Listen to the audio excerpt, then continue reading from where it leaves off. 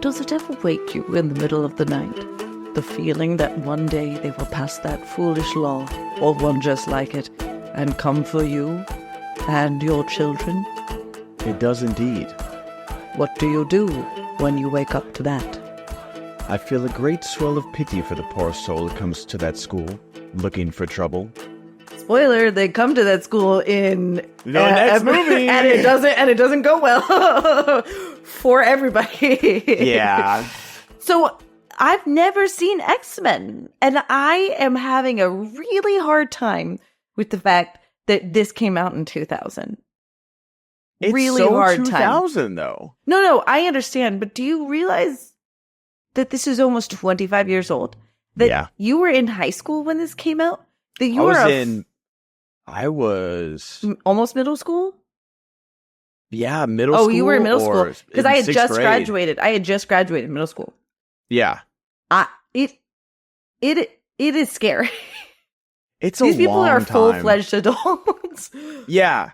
It is insane, I just did the podcast with Ulrich about all the X-Men movies. We just had Deadpool and Wolverine come out. And so Hugh Jackman, and people have been sharing, it's so funny we watched this because people have been sharing, he did like a shirtless photo for, Deadpool and Wolverine.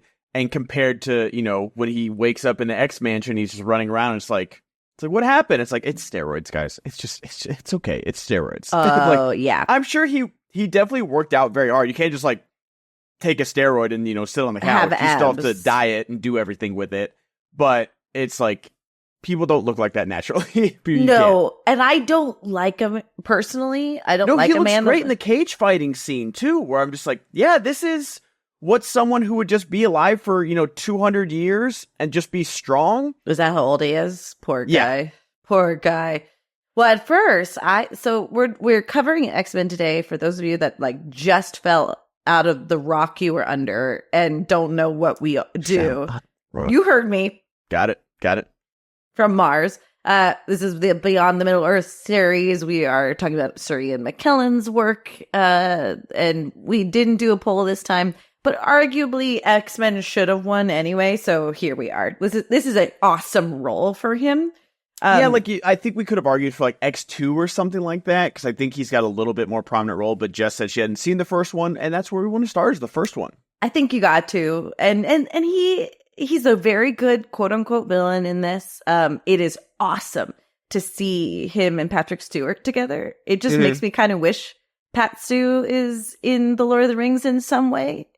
Where'd you put Pat Stu? Yeah, that's a good question. I think you make him Denethor or something. I could see Denethor. I could see Theoden. You know what? He could be an Elrond. He could. I think that's where I was thinking is an Elrond, because he does have that that elvish vibe to him. Lanky. I don't know how I'd feel about him in that wig though, because Hugo Weaving's got the what do they call it, a widow's peak. He's got a receding hairline, but he looks, he's got the big old forehead, but it's powerful. You don't notice it because it's just his menacing glare. Especially when Merry and Pippin run in, I'll never forget. Just both of them, he's wow. He's literally shooting daggers at them. He really is. And so I wonder what Patrick Stewart would look like in an elvish wig. God, that's a really excellent point. They did put him in a wig briefly for the screen tries, whatever they call those, before TNG. And they're really? Okay. Oh, yeah, they did. And they're well, no. Yeah, because he's so famously bald. Well, up to this point, he's not a famous man. Right before TNG, not famous. He's in, maybe in England, he's famous, right? But he's in Dune, and the story goes that he never unpacked his suitcase while doing Dune because he was afraid he was miscast. He never unpacked that pug either. But got him. When did TNG start? 1989. Okay, he's famous then, because I From did what? not. He did all the Star Trek movies before this, because First Patrick Contact? Stewart? Yes. No, those are all from TNG era. Oh, I'm sorry. I thought you were talking about him being famously bald doing Star Trek. He's famously bald now. I hear you. And I agree. He's got hair in Star Trek? what I was trying to say is they put a wig on him before he did Star Trek to screen test. No, that's what I'm saying. Like, he's bald in Star Trek, though. Yes. And now that we know him as that, I thought you were saying it could have worked. It's okay. We're on the same page now. I thought you were saying he was famous in 1989. No. But, like, by 2000, he was famous. Because, like, as someone that... I never watched the show, but oddly enough, I'd seen all the movies. Like, I remember rewatching them. That was common, actually. Like, they were... Or at least for me. Yeah, but I remember like kind of rewatching them like in the last like few years for like studying for movie trivia, and I was like, oh, I've seen this. Yeah, like, I remember that. Like they'd kind of like just escape my memory because I was probably 7, 8, like 8 to 10, 8 to 13, like watching, and I remember baby Tom Hardy as Nemesis and stuff like that. But yeah, like so when he got cast, I was like, oh, that's perfect. Like I didn't really know anybody else. I knew Famke Janssen from GoldenEye because she's Xenia Onatopp. Who's that? Who are you talking about? That's Jean Grey. Oh, okay. I couldn't place her, although I recognize her. Yeah. Is it good casting for Jean Grey? It is this is very well cast. Like we talked about this with Geeks with Shield, is that they misuse some of the characters. Like this definitely becomes the Wolverine show. Well, to unceremoniously introduce Halle Berry as an iconic character like Storm and make no bones about it, like hardly give her any screen time is wild to me. No, yeah, and I remember they like bragged about like having Jubilee in there and like this no screen to like it just becomes the Wolverine show, and it is insane to think about because it wasn't even supposed to be Hugh Jackman. It was supposed to be. He's the bad guy in Mission Impossible 2. I can't think of his name right now. And the only reason we have Hugh Jackman as Wolverine is because Mission Impossible 2 ran long. You're kidding me. Dougray Scott, that's his name. Dougray Scott. I don't know who that person is.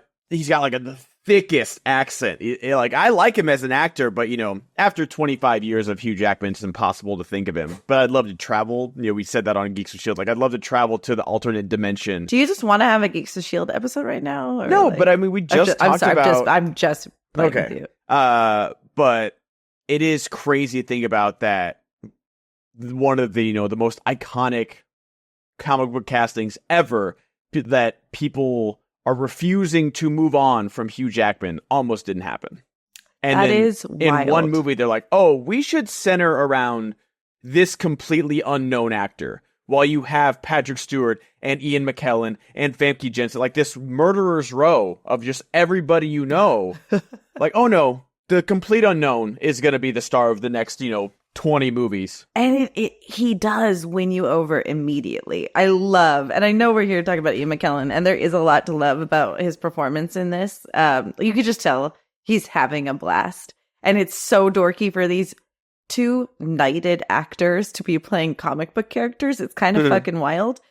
But Hugh Jackman is slaying. And if you're Anna Paquin, yeah, you're turned on like by this guy 100% getting the shit kicked out of him. And the first thing I thought when she saw him was like, maybe I could touch him because she might not kill him. Oh, the only thing I can think about with Anna Paquin is like, where did she find that like Red Riding Hood cloak and hooded thing? Like, what a bad costume call. Like, horrible. Where did she get that? She's like from a little summer home in like nowhere, but just like in her closet as like a high schooler, she's got like this. She murdered a homeless person. She absolutely did. That was I can't believe I never noticed that watching this movie like 100 times. I was like, where the fuck did she get that thing? And she's got the bad style of the 2000s. This is, it's 2000s when she's got a small scarf tied around her neck, like. Small, long, sparkly scarf. It's literally like she's running away from home and she picked her running away from home outfit. But what a terrible one. It's so bad looking on her. It's so bad. Just like when she catches up to Logan's camper, I was like, where'd she get all that stuff? I'm surprised they didn't give her like a stick with like a handkerchief on the end of it, like she's like walking around. Yeah, she's the hobo Robin Hood. It's fucking weird. It is. Getting to Ian McKellen, though, that first interaction that him and Professor Xavier have is just, it's the epitome of what X-Men has been about this whole time. And that, like, one, we start out with Auschwitz, which is like a crazy huge swing for like a comic book movie in 2000. I thought that was going to be Wolverine's origin story because I knew he was older. That's the thing. It starts out with Magneto's origin, and like it's a big swing to start out with your quote unquote villain of the movie like that, and then going to see him, you know, at the God, seeing that you know, Senate meeting or whatever it was. It's like, oh, things just haven't changed in 25 years. It's really great to see. There is so much really good, what's the word when it's like Allegory? Allegory. Like anyone that I almost wanted to like like I said, I haven't watched these movies, and then it got me thinking about all the people that are watching like Wolverine and stuff. Mutants are an allegory for immigrants, right? Or people of color. Like anyone that is Republican shouldn't be watching these movies because they don't see themselves in it, right? They really don't. It's borderline impressive if it wasn't so terrible. Right. The ignorance that that they can't see that people are going, hey, this is you, by the way. This is how you are. And what does Patrick Stewart say at the onset? Whether it's, I think this is the first one. Whether it's a new strain of human or a mutant strain, humanity's never been good about sharing space. Like, it's wild. It is pretty crazy that there's like 5 intros to this movie. There's Auschwitz, and then there's Patrick Stewart's voiceover, and then there's the Senate meeting, and then there's Rogue's introduction. And so it's just like, it's all these, because like when you introduce to, you know, Storm and Cyclops, they're just standing in a snowstorm, which why the fuck are they there? It's so weird. I know they kind of wash it away by going, oh, they knew. Like somehow. They knew to be on a back road in Alaska? Like, what? Why? They knew that they wanted Wolverine? Like, but again, they get that wrong, which they really want Rogue, you know? So like, yeah, that was like the one gimme they get. Like, okay, sure, they're right there. You know, it didn't make any sense to me. I'm going to just stake my flag in the ground right now, though, and tell you that the most disgusting C-tier villain I've ever seen in my life is Toad. It is the most revolting.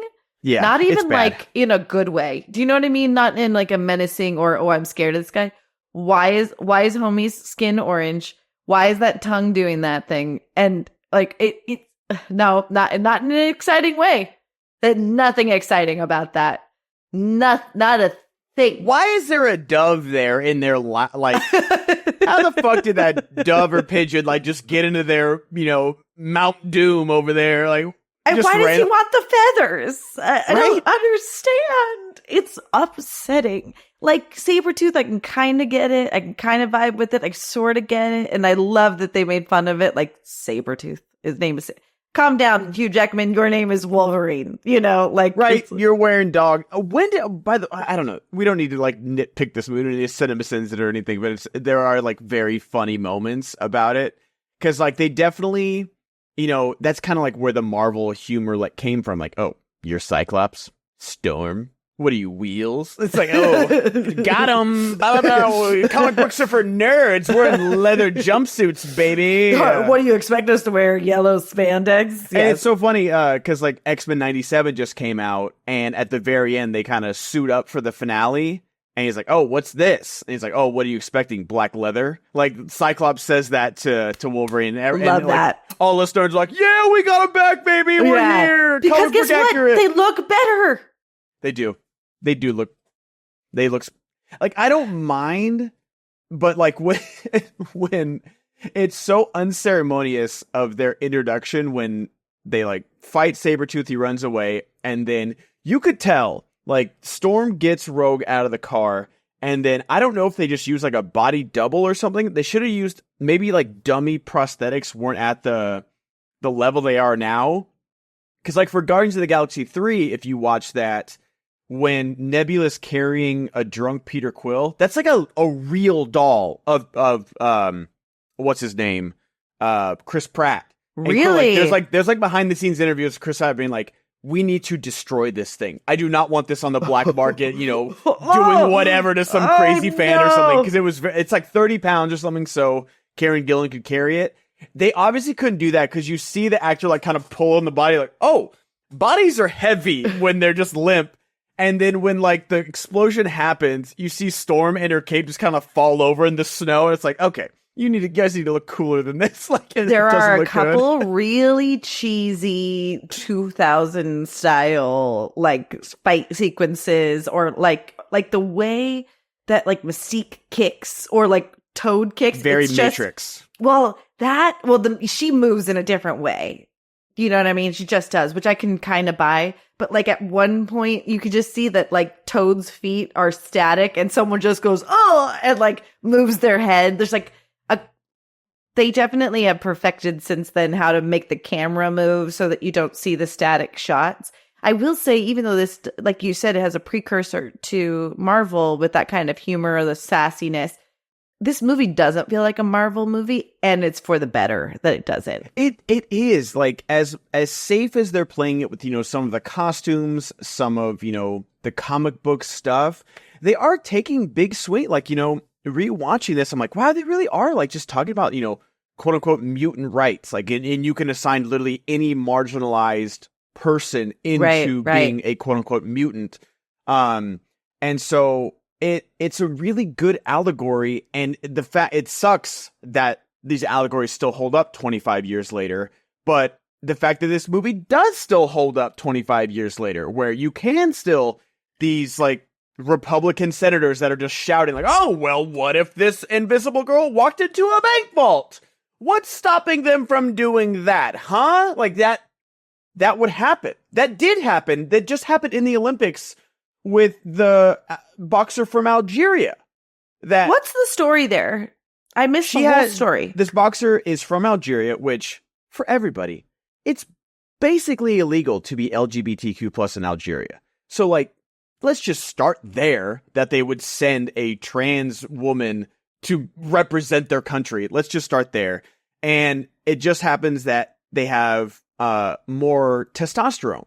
It's just like a condition. Understood. So she is not trans. No, she's not. She just has more testosterone. And got it. Some corrupt Russian, proven to be corrupt, literally banned from the IOC Boxing Federation, deemed that she had like an XY chromosome and banned her from boxing there, even though she boxed in Tokyo at the last Olympics and no one said anything, of course, but now everything's culture war. So there really isn't a story. It just, the boxer from Italy got punched in the face once and was like, nope, I don't want that. And then like made a stink about it afterwards and caused this whole controversy. So boxer from Italy sucks. Everybody, Elon Musk sucks ass. And Logan Paul, you suck ass too. Cause like everyone was like, oh, this, and then anyone that got proven wrong was like, Logan Paul literally oops, that's all he tweeted. Oh, like, come on. Get fucked, dude. Like while activating your insane toxic fan base, and all you say is oops. Yeah. So insane. It sucks that we are still hearing these same kind of Senate hearings. But I do appreciate that this movie in 2000, like under the guise of, mutant rights, could talk about these things. Because, in the third movie, they talk about a quote unquote mutant cure, which definitely, for dumb Republicans, isn't about, pray the gay away camps or anything like that. Like, no, definitely not. Like, it's so funny that they'll be like, yeah, mutant rights. And then, like, even watching X-Men 97 that just came out this year, Magneto's making these grand speeches, and I'm just like, these comic book bros that are making all these toxic, woke Disney SJW videos are like, oh my god, X-Men 97 so good. I'm like, do you understand what they're fucking saying? They need to sleep at night. You know what I mean? They must, the gymnastics that they go through in their brain to go, this isn't about me. Yeah, definitely not. Is insane. I'm trying to think of a couple other funny, crazy things. Who's the actor that plays Cyclops? Oh, James Marsden. Okay, I love him. He's great. They do him so dirty by being Cyclops because you forget he's the actor in this. Did you see Jury Duty? Yes. And he has to tell the guy, oh yeah, Yeah. I'm from, he's huge. This guy works a lot. But because he's wearing glasses in all these movies, you don't really remember he's in these movies. No, and he, like, it's basically been a Cyclops reclamation project that X-Men 97 and, like, a Capcom vs. Marvel's coming out, where it's just, like, Cyclops is relegated to being, like, Wolverine's cuck, basically. These 3 movies of, like, him stealing Jean Grey.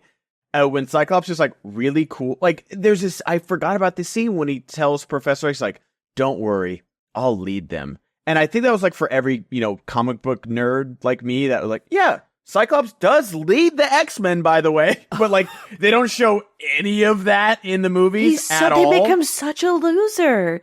And, like, because, like I said, since I hadn't seen these, I went ahead and watched the second one because I was enjoying it. Ooh. And I really, it's actually kind of hard for me not to talk about both because I've watched. I'm down to talk about both a little bit, because especially the second one is where you get, like, the juicy Ian McKellen stuff, too. You really do, man. And, but that being said, like, when Ian is being, like, Ian's making some weird faces in this movie, and I love it. Like, he's like, I love that he's got, like, the psychologist ball, and you're just like, well, it's suspended because he's Magneto. It's like, wait, so he's consciously keeping these things going the whole time? He's making that go. Oh, I do have a question, though.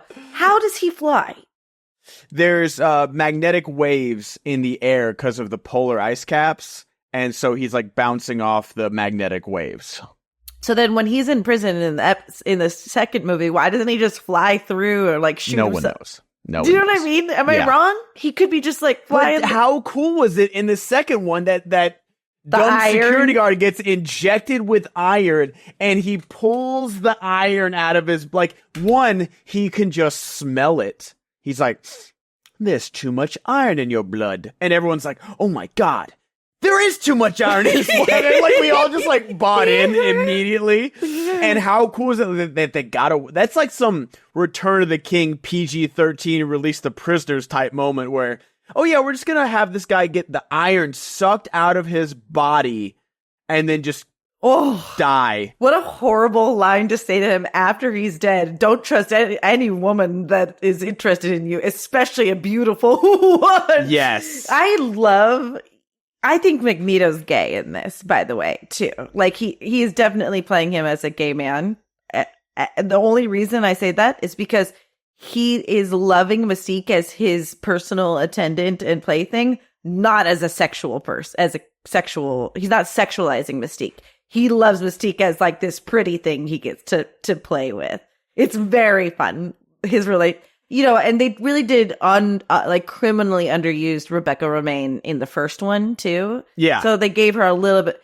You have someone suited, completely naked. Your boobs move when you punch somebody. I noticed that. There's no support bra there. That's just body paint. It is boobs that are moving, and you've got that body. You have to eat literally nothing. She's not on steroids. And they don't use that body more often. Like, it's insane. She does have the best fight scene. She does have great fight scenes. I love how, like, as she's sliding away, she flips them off because she's a rebel. Oh my God. like I love rewatching these old movies. They're my favorite thing ever. Because, like, as a kid, I was like, it was like 13. I was like, oh my God, that's so cool. Yeah, it's so true. Okay, so there's a couple problematic things about these movies. One, right? Only a couple. Well, no, really, truly, I didn't find much problematic stuff, except for, like, the director. Very white. The director is the problem, right? Bryan Singer, we know this. I was dating a guy a while back before Me Too came out, and Bryan Singer tipped that guy $100 on, like, a $10. Yeah, so tough. Yes. So I just watched Quiet on the Set. Have you seen that? I have not. I've seen clips of it. I understand. It's not for everybody. It is. I found it. Let me preface it this way. I had an opportunity to have an agent when I was a kid, and my father said no because he didn't want us involved in the world because of predators at a young age, and he wasn't wrong. And it was interesting to watch it from the perspective of, oh my God, all these shows that I loved had horrible things going on from the background. Drake Bell was one of the, main abusees by a guy who I can't, Bryan something. When the senator comes out of the water and you have your Stan Lee cameo, Drake Bell's abuser is the hot dog stand guy.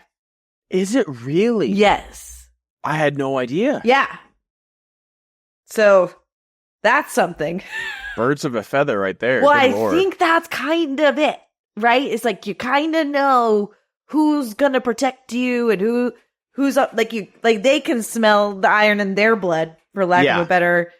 So I was kind of like, oh, and then I didn't know Bryan Singer directed it, and I saw that in the end. I was like, that makes sense. Yeah, like I just saw.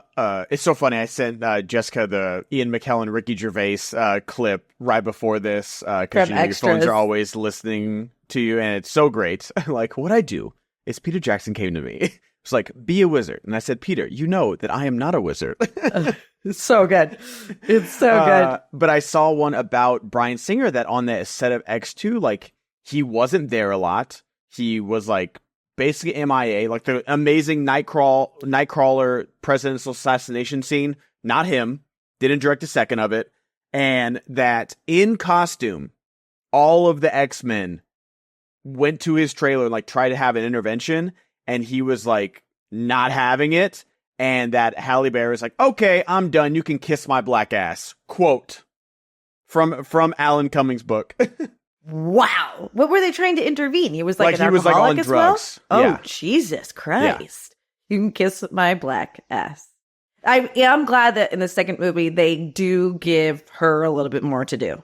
They do their best to spread the wealth while still making it like the Wolverine show. I think that's probably the best, like, example of doing that, because in the third one it's all Wolverine. Yeah. Is that when people say that it's like not good too? Like that's a Brett Ratner movie. That means nothing to me, Jon Snow. Let's put it this way. That is the quote.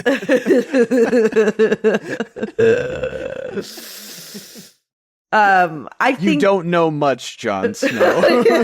That's something you don't know about Jon Snow, boy. Bub. Oh, is that why he says bub? Because he's so old? That's why he says bub. Is that right? Man. I don't know, but he just says bub. He does say bub. Anyway, I was actually surprised that they made Wolverine so empathetic, that he did care about this person he's never met before in his life so much that he's gonna like go out on a limb for them. I mean, maybe he's like, you're just like me and you have nowhere to go and no home. But like, I don't know. He kind of belongs to these people right away. And I don't understand that character motivation for him. Anyway, let's see. A couple things I loved is if you want a war, you got it. It's very good. And then from X2? No, this is from the first one. I'm just trying to think. Oh, I was so mad at Mystique when she pretended to be Jean in the tent. Oh, yeah. That was crazy. It's wild. I knew it was happening, right? Before, like, I got confirmation that it was Mystique, and I was like, you bitch, stop it right now. It's rape. Stop it. That's wild. It's wild. Let's see. Oh, Bobby sucks. Hate him. Like, I don't... Dude, like... He's a fuckboy whether or not it's Mystique. Why? I don't know. She's such a hater, dude. But he's like, here's an ice rose. I just met you. You're beautiful. I would also give Anna Paquin an ice rose if I could. That's called Riz, Jessica. God, You're saying you wouldn't use your mutant power to get laid? You're a liar. And why isn't Cerebro called Cerebro? Hope you guys enjoyed the last episode of Podcast of the Rings. What? Did you write that down? Yes. Did you write that down? You had to write it down to remember that.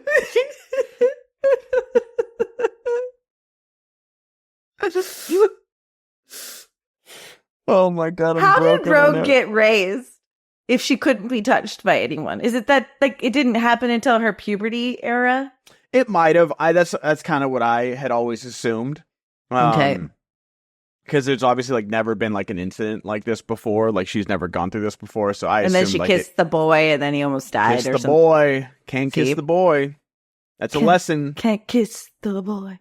The other thing I didn't quite believe is that the cops didn't start shooting right away when they show up. When Magneto has like the gun. I agree. They probably would have just shown up and just fired all the bullets. The second time they're like, no, nah, nah, nah, and they just would have shot everybody. Yeah. But what a cool scene, though. I always love the guy after like the gun goes off and the bullet's like on his forehead. He's like, like it goes on for so because like, and they show him doing that, and then they cut to like Professor X, and you still hear him go. It's like, shout out to that guy. Like, not a scream queen, but a grown man right there. A grown. Yeah, there needs to be like a groaning guy. Groaning guy. Oh, gross. I actually am surprised. I think if you do this movie today, would you make Magneto kill them regardless? Is Magneto that kind of guy, or he does? So spoilers for X-Men 97, because like that's kind of like the main thing where like Magneto's just kind of right a lot of the times, but like in it, like he's not wrong about what they're trying to do with the Senate meetings and stuff like that and the laws they're trying to pass. And you saw like it wasn't some act. I feel like now if they made this movie today, Senator Kelly would be like, I don't know, maybe I'm doing the wrong thing.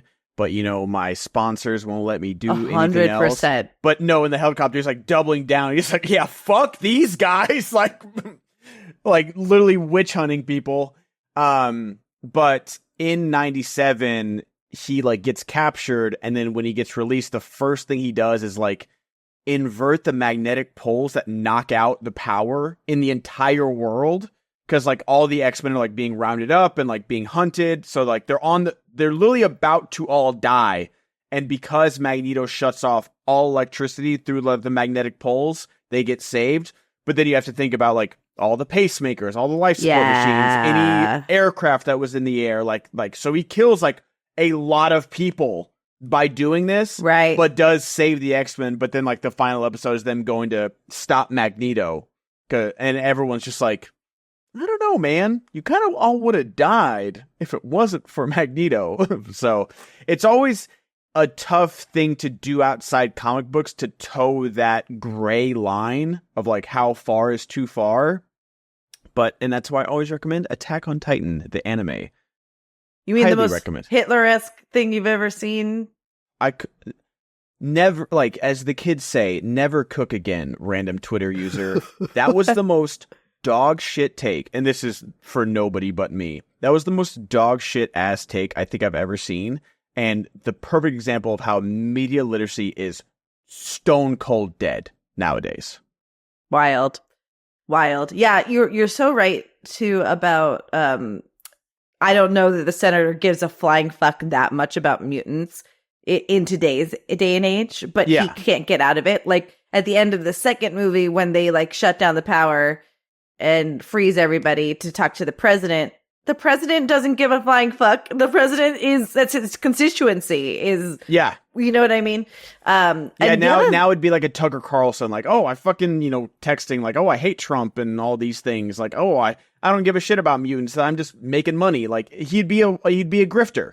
He literally would be like a grifter that we have a million of every day now. But in this, they're like, no, we actually don't like mutants. Like we actually are like very scared. I think when you get to like Bobby's parents in the second movie who are like, so have you ever thought about being not mutant? Like kind of like a scene about like him coming out, right? Yeah, like basically Bobby coming out, yeah. So like that's where you get the vitriol. You don't really get the real vitriol. There, of course, now are certain politicians that are just white supremacists, absolutely, and people that have come up in this day and age where you do hate maybe migrants because you've been raised by people who hate migrants or whatever. But the majority of those people are just being fueled by super PACs and money. So, oh yeah, like you saw, like there's like was four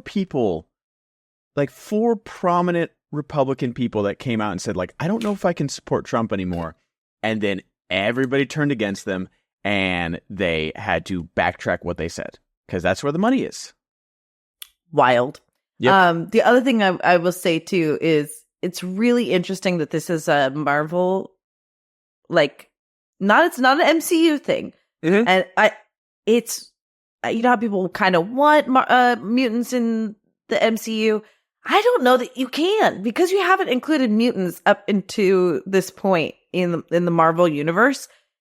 The things that they're going through in the universe, they're so powerful, and the turmoil, you almost can't include them at this point. You know what I mean? Like, no, I don't know if Disney wants to go down that road, because it is a whole different thing. You know, they tried to do it a little bit with, like, and it's so funny because, like, I'm seeing, I was always Team Iron Man in Civil War, when it's like, you were really for big government regulation for superheroes that will tell, like, the U.S. military complex of where to go? Were people like, do that? Were people team that? Yes, I've seen that, like, Team Iron Man to, like it's, oh my God.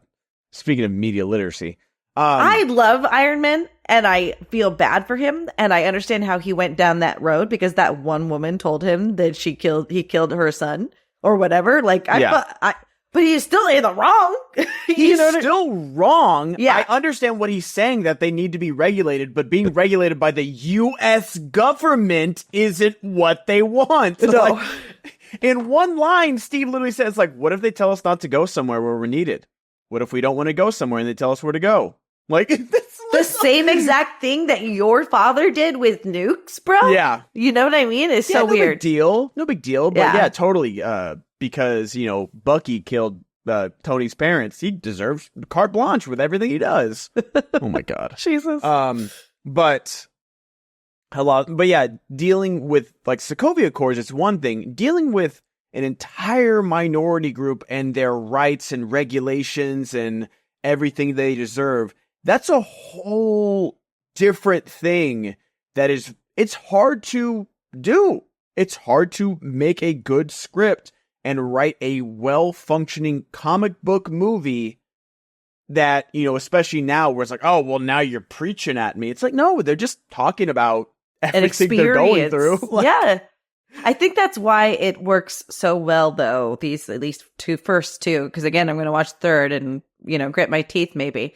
You've got Ian McKellen and Patrick Stewart being just fucking rocking. We do not deserve them as a humanity in general. Are you ready to answer the questions that you've got set up for us?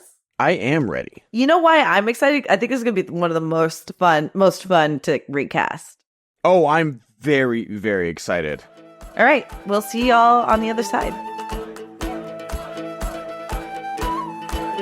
Welcome back to the other half of this podcast, where we are going to answer the questions as pertains to the Lord of the Rings, the Fellowship, and compare them to X-Men, thanks to Sir Ian McKellen. Are you ready? You dug yourself out of that sentence, and I'm really proud of you. Like, I was waiting for you to just break, but that was great. Thank you. Like, that is a genuine compliment, because like, you stumbled, and then, like, I'll never forget this. Like, a moment in high school where, like, my mom dropped me off, and my water polo stud was in the office, and I was late to practice, so I had to, like, run to the office and go. And, like, I stepped, like, in a planter, like, you know, like, in a parking lot, like, you know, and I, like, stumbled, and I fell, and I heard, like, kids start to laugh, and then I somehow I tucked and rolled and got up and started running again. I was like, no, what? Like, I swear to God, I'll never do it again. But, like, that was that. You, like, stumbled and then tucked and rolled and, like, got up and kept running. Getting a compliment from you is one of the best things, because you don't dole them out, and I know that you mean it. So it's I appreciate your compliments. I'll send you a video where I think it's like at a county fair, and they're like, there's bleachers, but then I guess you can bring your own chairs to put in front of the whatever concert. Okay. And then, like, they open the gates and, like, it's first come, first serve. And this guy's got, like, 2 fold-out chairs, and he's running, and he stumbles, and then does a somersault, and then puts his chairs down, and he's like, did someone get a video of that? It's like those ones, they're manufactured now, but when someone catches something, and then they start to test if they're Spider-Man. Yes, that's exactly. Fantastic. Yeah, sometimes you gotta you like roll a natural 20, you know? Sometimes you just do. That was a nat 20 right there. Well, no, I think I cobbled together a 20, you know, and then finally got that sentence together and I landed the plane. Thank you for that compliment. And thank you for listening to us. I'll take this opportunity to thank our Patreon subscriber at the $10 tier, Arsenal Roy 2K, because I'm not going to say his full name. It's not going to work out. So glad that you just get after a year of trying. It's just like, Jesse, it's okay. AKA Jesse. Yeah. You can also get a shout out too if you join us at the $10 tier, but there's awesome things happening at the $5 tier, including what will soon be our Game of Thrones podcast that we'll start releasing next week. I am so excited to start that. I can't tell you how genuinely excited I am to rewatch Game of Thrones. This is it. I'm excited to watch it. You know, I did start some of it. It is so good. We just watched the Blackwater episode, which is insane. I think that's still my favorite battle because, you know, you hate the Lannisters, but you love Tyrion. Right.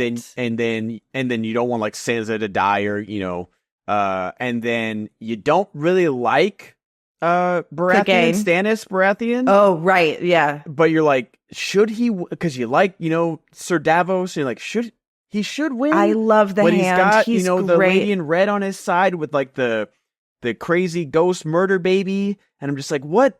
Who am I rooting for right here? It's my favorite battle because you're just like, who am I rooting for here? I really don't know who to root then for. The climaxes and Dog and anyway, or I call him Dog, the Hound. There's so many things that happened in that episode. It's so good, and Cersei's just batshit.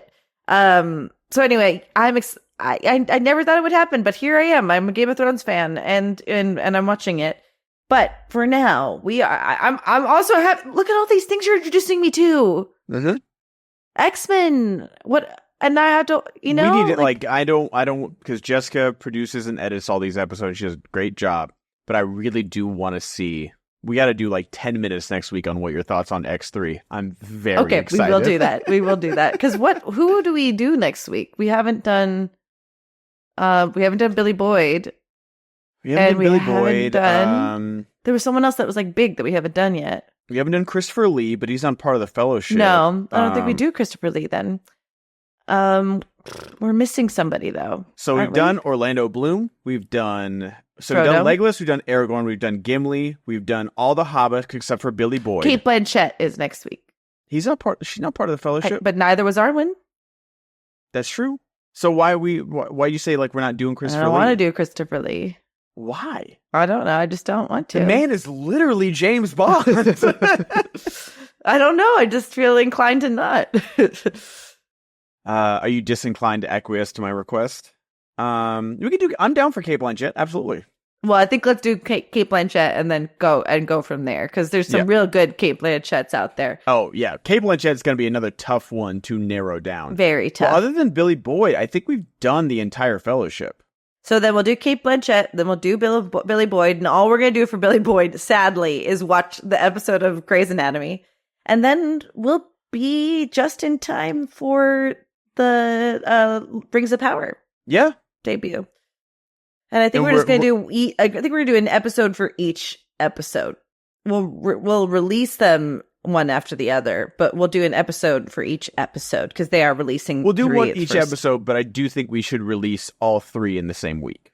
Oh, completely. Yeah. Okay, cool. I'm just saying for posterity, they should be out and in order. I don't want to do like a 3-hour episode of like, oh my gosh, we're still on, minute 40 of episode 2. And no one wants that either. And if they want to listen to it in a year from now, they don't want to listen to it. They won't understand why it's part. So anyway. Let's answer the questions as it pertains to X-Men.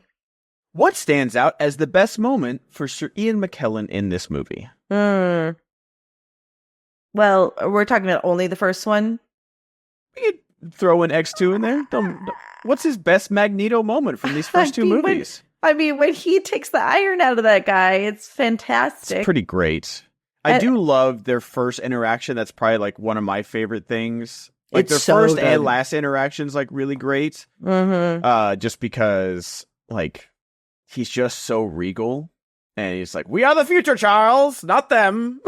Which also felt like a weird ADR line or something, but it works so well. Like they're squaring off, and they really are perfect foils. But like the way he's like menacingly smiling when he uses the contraption for this first time against Senator Kelly, he's like making some weird mouth faces and stuff. It's really great. I love when he's talking to Rogue too, when she's like, "Are you gonna kill me?" He's like, yes, dear.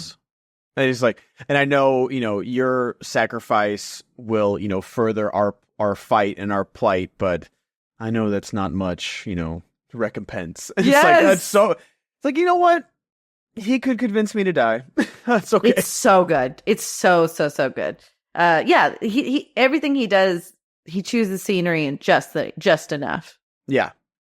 Who in the Fellowship would you recast for this actor? It's Christopher Lee. Yeah. I'd die to see Christopher Lee as Magneto. It'd be great. And it's so crazy because, like, I sent you that Ricky Gervais clip where he does go from, like, "Oh, I'm Sir Ian McKellen. Now I'm Gandalf." Like, his voice change was so good.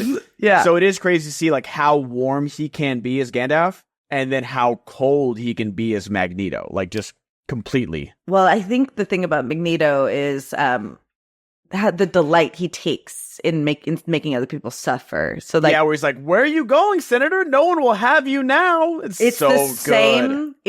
So that might be the best moment. That it's the same dial, just turned in a different direction. Do you know what I mean?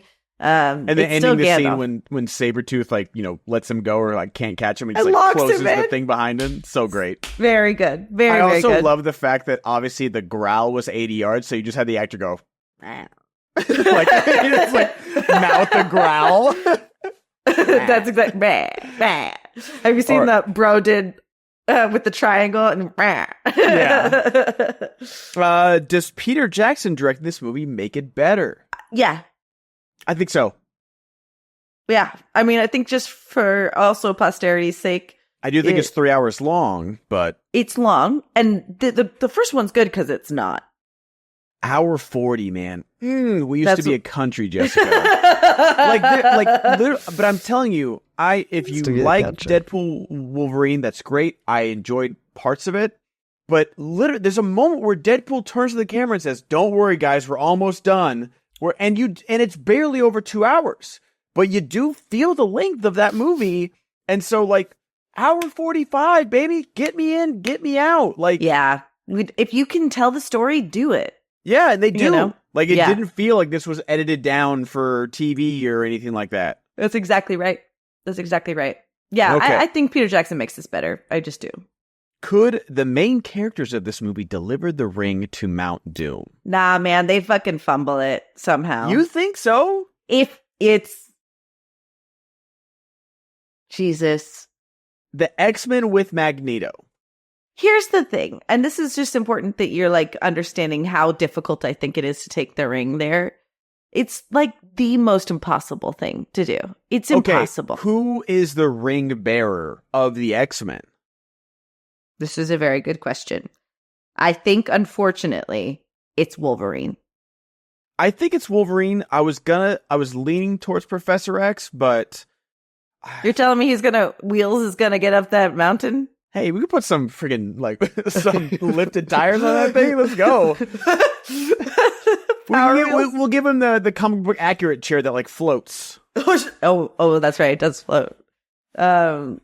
Yeah, but then he's got to power it up. There's no what's going on? It's solar powered. Come on. Mordor might be tough though. That's what I'm saying. I'm saying there are It's like the most Republican argument. What do we do if it's cloudy? Where does my power come from? What about the birds? That's true. The Cribane. The Cribine from Dunland. I think they do, but I do agree that I think they can get to Mordor easily. I think resisting the ring is another thing, and that's. I actually think I think opposite. I think Wolverine can resist the ring. I think he can. I really do, but I think he's gonna get distracted by Jean. Cyclops is gonna throw a fucking quip at him. Yeah. Jean and Cyclops have to go to Rohan. Like they've got to go to Rohan, and leave so he's this not man alone. distracted by the booty. 100%. Put Rogue in the mountain. you know, like so that he Yeah. has to go save her.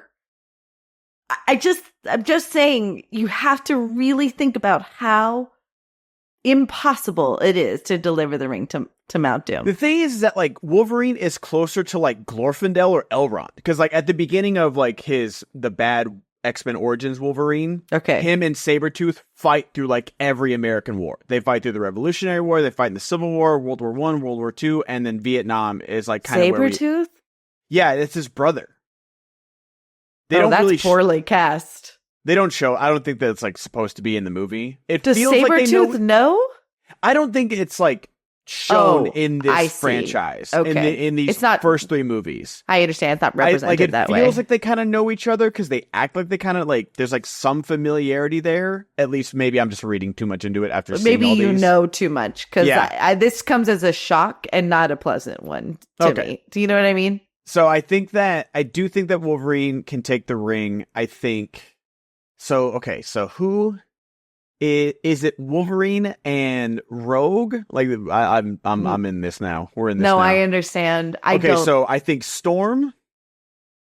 And Storm can't. Storm, Jean, couldn't. and Cyclops are legless. They got to go fuck off. They gotta fuck off. They're going to Rohan. They're fighting Saruman and Isengard and going to Gondor. And Rogue is useless. Rogue can't carry him because he'll die. Do you know what I mean? So is it Magneto and Wolverine? I think so. Because Magneto can carry Wolverine. Do you know what I mean? But like that's a great moment too for Ian McKellen. He's like, that glorious metal isn't inside your whole body, is it? Yeah. Ching! oh, that is a good moment. It's very good. Poor Wolverine, baby. You'll always make it about you. By the way, the great that's a practical set. The subway coming apart. That's all like hydraulics and everything. I saw the behind the scenes. The things we miss. We used to be a country. Jessica. The FX like DVD, like if anyone that's our age will know, like the FX afternoon screenings where they had like all the DVD extras hosted by 2 random jabronis, and they would show you these things like for commercial breaks. You're like, oh, fuck yeah, dude, this rules. Like, I'll watch, this is 1:45. I'll watch this for 2.5 hours for these commercial breaks and DVD extras. Longer. Right? It's great. Longer. But you had nothing better to do on Friday night. Not at all. And it's not the same having to pause while watching it on Amazon and reading it. It's not the same. No one wants to fucking read, you fucking dorks. That's how you know we used to be a country. We used to be a country. So I don't know. I'm of two minds. I think they would try their darndest. I just don't know if they could get it across the finish line. Not unless Rogue was at the top of Mount Doom. Okay. Next question. Before we do our recasting, what are some other honorable mentions for this actor's best movie? I mean, he's great in Cats. He's great as Death in Last Action Hero. I'm so mad because, like, right as Cats was coming out, like, it was 2019, right? It's Christmas 2019. Yeah. And then, like, by winter 2020, there were already Rowdy Cat screenings. Which actually pissed me off. Why? Because they were trying to make it into this cult thing, and that's not how cult things are formed. Like, I don't know. I agree with that. I do I agree that you can't tried to force make those it. kind of things. Yeah. But I still would have gone to see it because I'm not going to sit there in 2.5 hours of silence listening to Cats. And here's the thing. If you did go to the movie theater to go see Cats, like I did, and not in one of those rowdy Alamo Drafthouse showings, it wasn't silent. Yeah. It really wasn't. So you're like, what? Where did that guy go? I'm telling you. What did Idris Elba just do? Like, still one of my favorite moments was from Dune 2, where this guy, like, my second screening, so I didn't mind. Good. Yeah. Where it's just like, when Paul goes, silence! And the guy behind me goes, oh shit. And then, a moment later when he goes, I will take Princess Arulon from, and then you see Zendaya goes, oh shit. Guy hadn't said a word for 2.5, 3 hours. And then just back-to-back moments, he couldn't contain it. And I was just like, you know what? You're not wrong. You're not wrong. That's how Alex was when I was watching X2 last night. And when Mystique was pretending to be Jean. And I was like, bitch, stop, don't. And Alex starts laughing. I was like, what are you talking about? Because I couldn't stop myself. I don't talk to the TV all that much, but I was so angry at her in that moment. I had to let it go. It's a lot. All right, you ready to recast this Let's bitch? freaking recast and couch this bitch. Oh, God. Jesus. What? This is the last episode. Oh, sorry, Cerebro. You are Professor X. You have no leg to stand on, okay? Yeah, but I'm smart. And almost get us killed twice. Yeah, exactly. All right, okay, so Magneto stays, Ian McKellen. Right. So do we do Christopher Lee as as a Professor X? Oh, no, Hugo I don't Weaving. think so. Hugo, I was feeling Hugo Weaving as well. Yeah, I think you do Hugo Weaving because Christopher Lee is just a little. No. Oh, I was just. Okay. I'm just doing. You're arguing with yourself right yes, now. I No am. one's saying anything back. I am. Okay, so Hugo Weaving as Professor X. Who is the Wolverine? Ooh. I guess Boromir. I feel like Vigo's got the You think crazy. it's better? I think so. Yeah. Okay. I could see. I I think Sean Bean is Cyclops. is Cyclops. Fantastic. Is that what you tell yourself at night, Wolverine? Okay, so we've got Logan is Hugo Weaving. Yeah. No. Sorry, Viggo Mortensen. Yes. And Cyclops is Sean Bean. Wow. Who is Jean Grey? Is that? It's Arwen. I think so. I think it's Liv Tyler. She's just too pretty. She's got the softness too of like when he Although- wakes up and like chokes her, like it. I forgot about that part. I was like, oh, he's like gripping that. Yeah, and he's a little too forward with her though too. It's like Uncut was like, couldn't wait to get me shirtless again. It's very 2000s, like, and it's the fact that it's like somewhat working is like, okay, it's relax. not. It's complicated, right? It's not a good thing where it's like she's actually shown little to no interest in you. You've completely manufactured this interest in her. So I had not watched X-Men. Bro is delusional. 100. Cerebro is delusional. So I was asked to play Jean Grey in the Hyper RPG X-Men RPG that Cameron Rice was helming, and I didn't know anything about X-Men. So I said, give me 3 things I need to know about Jean Grey. She's Scarlet, the Phoenix, not Scarlet Witch. She's the Phoenix. Oh, yeah. She's like insanely powerful. She, telepathy or whatever. And Wolverine loves her, but she doesn't love him or something. Yeah. So the guy that was playing Wolverine was like, I would do a will they, won't they with him throughout the whole recording. And finally, like towards the end, I was like, I love you.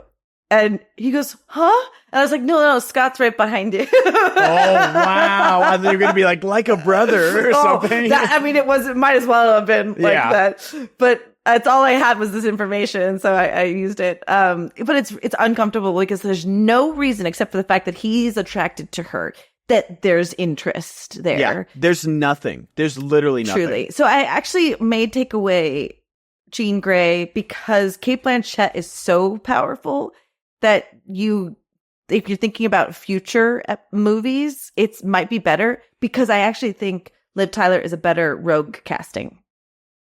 Rogue, okay. I'm fine with Liv Tyler as Rogue. I just love. I guess you're right. Because I was gonna say like Storm. I was gonna say Cate Blanchett as Storm because like her Galadriel, like as powerful as the sea is basically Storm. But then you're right.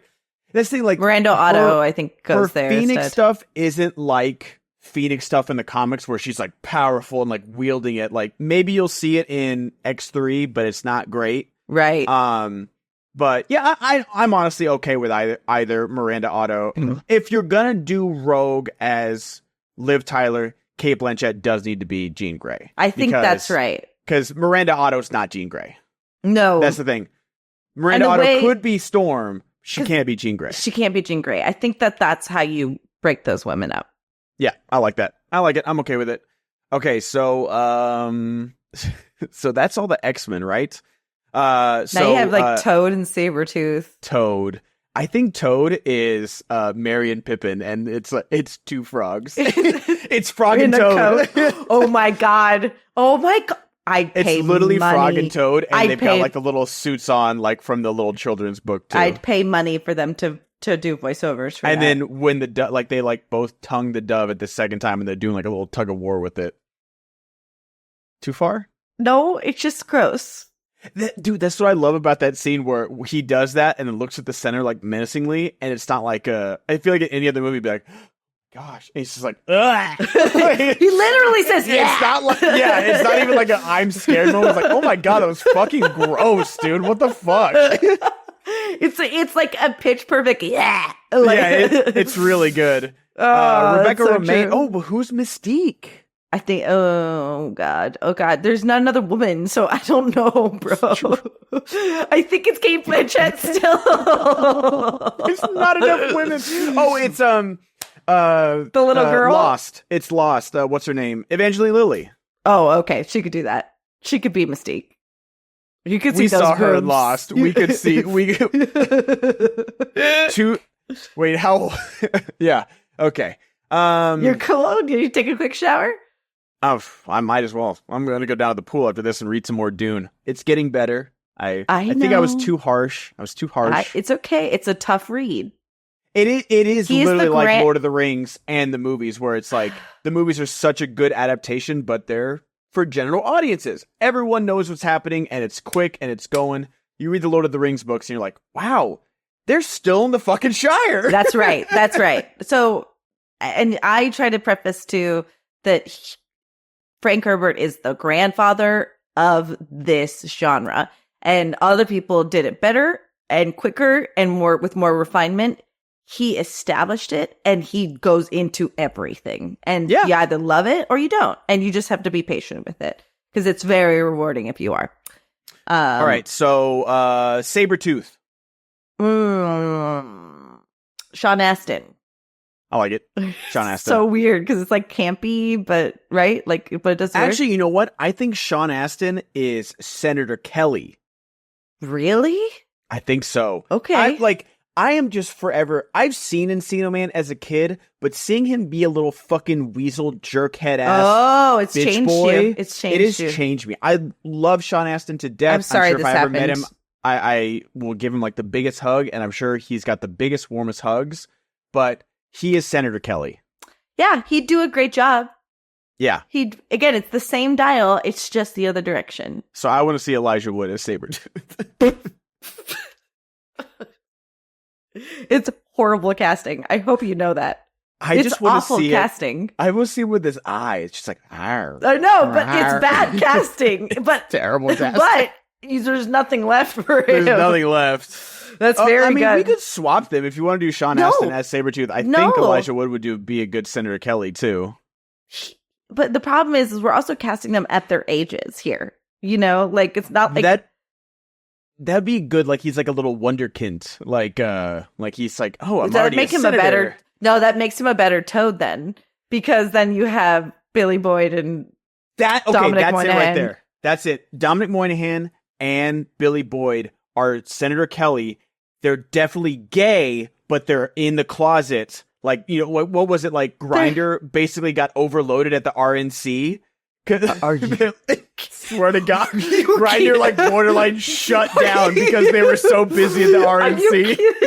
Swear to God, this is not me trolling. Look it up. And so, okay, that's what we're doing. Billy Boyd and Dominic Monaghan are closeted gay Senator Kelly, who just like projecting themselves on the mutant rights, and we gotta register them and all these things. Sean Astin is Sabretooth. Elijah Wood is Toad. Wow. Just broke it. Book it. Book it. Print recast it. Print it. Laminate it. Jesus Christ.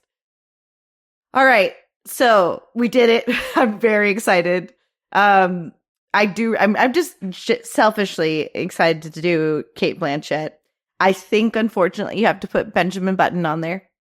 Oscar. I think Oscar? There's Benjamin. Like I think she won an Oscar for it, or she was nominated for it. Yeah, I think you do that. I think you do The Aquatic Life of Steve Zissou because she's very good in that. I see a big blue boy. You do? I do. Wow.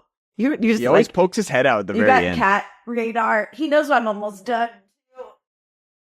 Say, I'm doing really well on the new food that I've got to eat. Oh, Penguin got up. I was going to grab her as well. He's a big sleepy guy. Yeah, he really is. Okay, so I think Carol's got to be up there. Like, Carol's up there. Is that the one where she's the I don't know what Carol is. I think she won an Oscar for it. Is that the one where she's the composer, the maestro or something? No, that's She has Tar. she couldn't hear, like she had the sensitivity to sound, right? Carol, let me read. I haven't seen Carol. An aspiring photographer develops an intimate relationship with an older woman in 1950s New York. Oh, it's interesting. Her and I believe, Rooney Mara. Oh, interesting. Very Because interesting. the other thing I was going to suggest is she's great. You could go to the theater and watch Borderlands. I hear it's fucking awful. What a whiff. What a whiff. I hope, it's like the famous Michael Caine quote about, he didn't receive his Oscar because he was filming Jaws: The Revenge. And he was like, I've never seen the movie, but I love the house that it paid for. And it's like, I hope that's Cate Blanchett with Borderlands. I mean, she already got the paycheck, right? So good for sure. There's Nightmare Alley. There's Don't Look Up. There's Tar. There's Don't Look Up. There's Thor Ragnarok. Oh, you have to put that one. I think Thor Ragnarok goes on there. I think Benjamin Button goes on there. I think so. That's 2. We got Blue Jasmine. This woman just works. She was Marion in Ridley Scott's Robin Hood, which isn't great, but has a soft spot in my heart. She's the main bad guy in Kingdom of the Crystal Skull. Elizabeth, the Golden Age. She is in Hot Fuzz, one of my favorite roles of hers.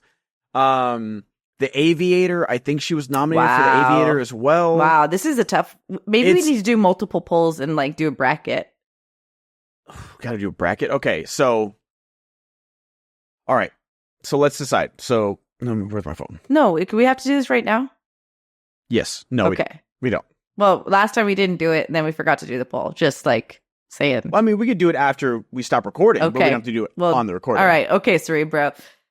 We'd like to thank you for listening to us and watching us on YouTube, if that's how you do it, or finding us on your favorite preferred podcast player. Just so you know, Google Podcasts is going bye-bye.